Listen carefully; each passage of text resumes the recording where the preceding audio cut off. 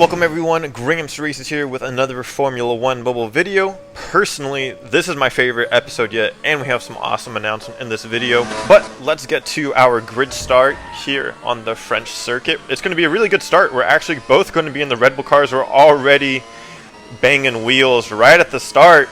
And we're going to have the inside line going into the first corner. We're going to go for it. We're going to get ghosted, and he actually hangs around the outside and takes the lead.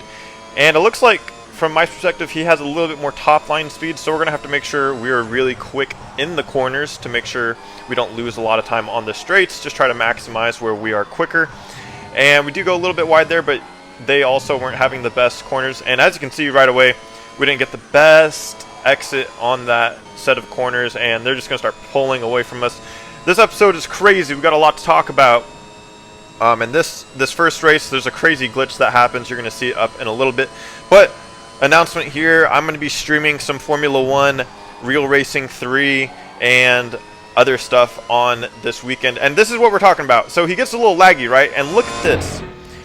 He's just going to pop a wheelie in an F1 car. Amazing, incredible skill. I don't know how you could do that. But he's going to lose a lot of time. We're going to go around the outside.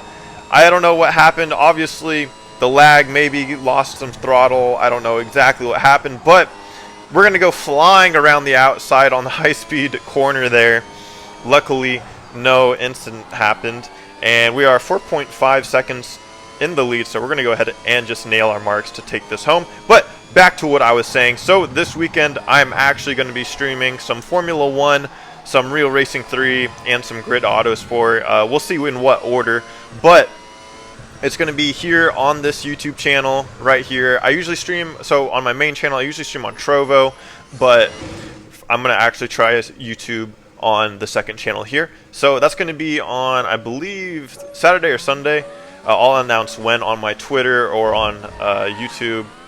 But we're going to go to Spa now. This is, oh, yeah, I love this. I love this video. We're going to go around the outside, just super deep on the brakes. We both give each other space, and we actually do it.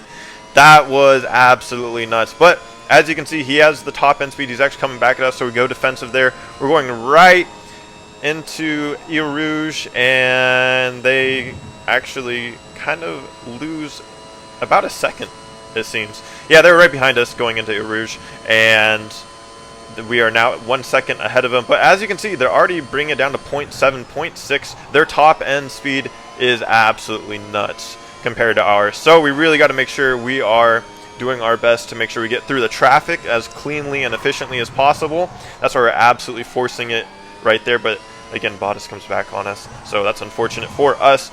And now our opponent is 0.7 away, and right as we build like a little bit of lead, they just start bringing it back. So the theme of this race was that basically they would bring the gap down, and then something would happen on the curve. As you can see in the top left corner, we actually brought out the gap to 1.1, so they had some sort of incident on the high-speed turns back there.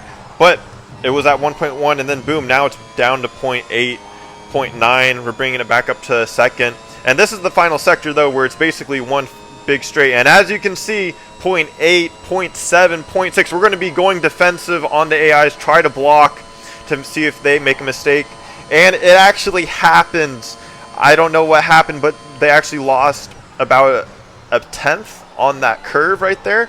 And I think that's all we needed. We go super wide there, but it doesn't matter. They kind of messed up the chicane as well. That was really, really close. I don't think we could have lasted for another lap. But luckily, we just made we made less mistakes than our opponent, and that's all we had to do. That's basically all you can do when your opponent has a higher top end. You just have to not make any mistakes and really pray that they do, and that's what ended up happening. So, to our final race in Mexico, we're going to go kind of defensive. We're kind of just sitting in the middle of the track here. Our opponent was gaining on us, but they decided to go behind us instead of passing. But they finally do end up passing us. It's going to be in the Williams. We're going to get a little bit of ghost system here. I just completely, I don't know where I was aiming, but that was not it. We get a penalty.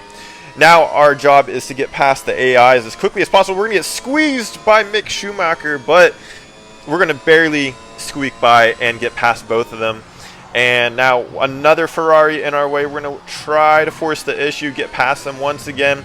And we're actually catching up to our opponent. We're getting by the traffic quicker than they are, and now we're really behind them going into these high-flowing S's. They go really wide. We're going to go around the outside, and we're going to absolutely do it. They make a mistake on the S's. We are now 2 seconds ahead of them. That was insane.